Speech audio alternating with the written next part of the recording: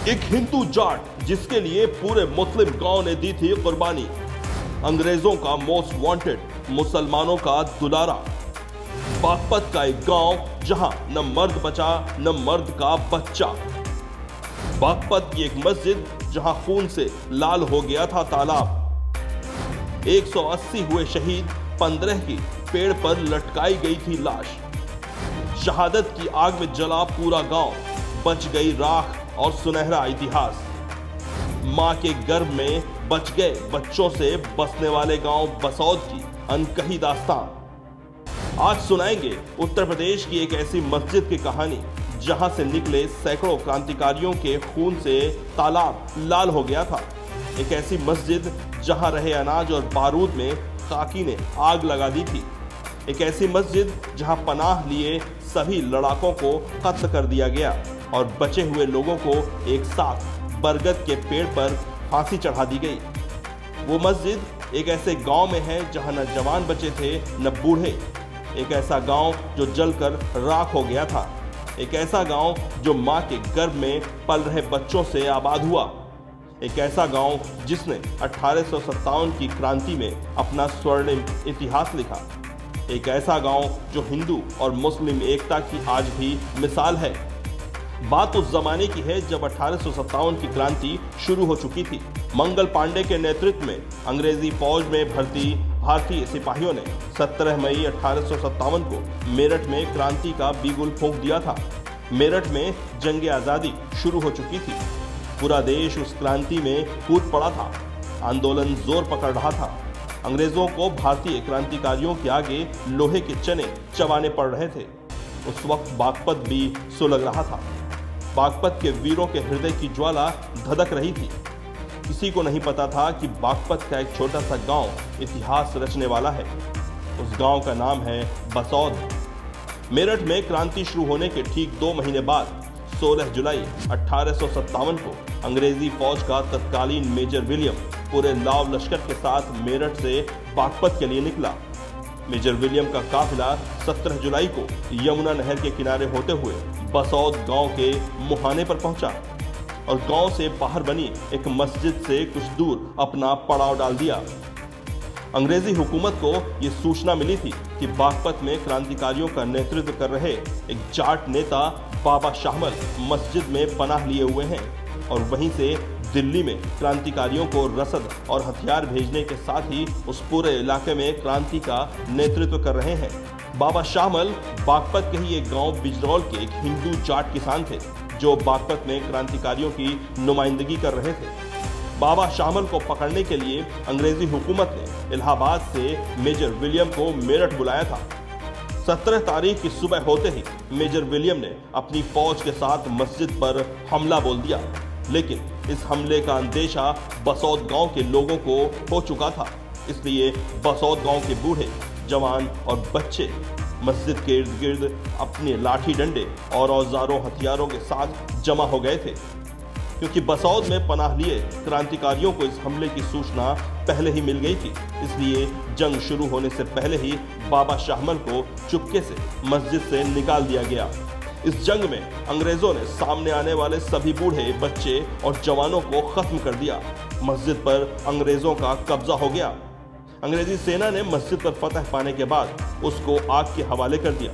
उस आग में मस्जिद के अंदर क्रांतिकारियों के लिए रखा अनाज भी जलकर राख हो गया। इस जंग के बाद करीब 15 लोगों को अंग्रेजों ने जिंदा पकड़ लिया था, जिन्हें शाम तक मस्जिद के बगल में ही मौजूद एक बरगद के पेड़ से फांसी पर लटका दिया गया। मस्जिद पर फतह करने के बाद अंग्रेजी फौज ने अपनी एक छोटी सी टुकड़ी बसौद की इस मस्जिद में ही छोड़कर वापस हो चली।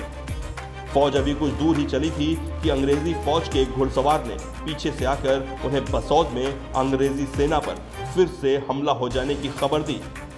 दरअसल बसौद के जिंदा बचे लोग छिप गए थे और उन्हें जैसे ही मौका मिला उन्होंने अंग्रेजी सेना की उस टुकड़ी पर हमला कर दिया था। खबर मिलते ही अंग्रेजी सेना वापस बसौद के लिए कूच कर गई। उसके बाद बसौद में जो हुआ वो दिल को दहला देने वाला था।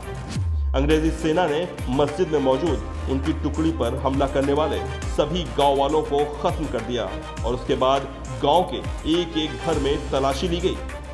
अंग्रेजों को जो भी मर्द जात चाहे उसकी उम्र कुछ भी रही हो मिला उसे खत्म कर दिया और फिर पूरे गांव में एक एक घर को आग लगा दी गई। अंग्रेजी सेना अब वहां एक भी घर को सही सलामत और एक भी मर्द जात को जिंदा नहीं छोड़ना चाहती थी। इतिहासकार बताते हैं कि इस हमले में 180 से ज्यादा लोगों को कत्ल कर दिया गया और 15 लोगों को उसी दिन फांसी पर चढ़ा दिया गया। 17 जुलाई की जिस सुबह अंग्रेजों और क्रांतिकारियों के बीच जंग लड़ी गई उस दिन बारिश हो रही थी और मस्जिद के इर्द गिर्द इतना खून खराबा हुआ कि पास में ही मौजूद तालाब का रंग सुर्ख लाल हो गया, जहां पानी के साथ खून इकट्ठा हो रहा था। हमले के बाद बसौद गांव में कोई मर्द नहीं बचा था। घरों में मौजूद औरतें जंगलों में जाकर छुप गई थीं और जो औरतें गर्भ से थीं उन्हीं बच्चों से बसौद का वंश आगे बढ़ा। बाबा शाहमल के नाम से बिजरोल के एक साधारण किसान थे।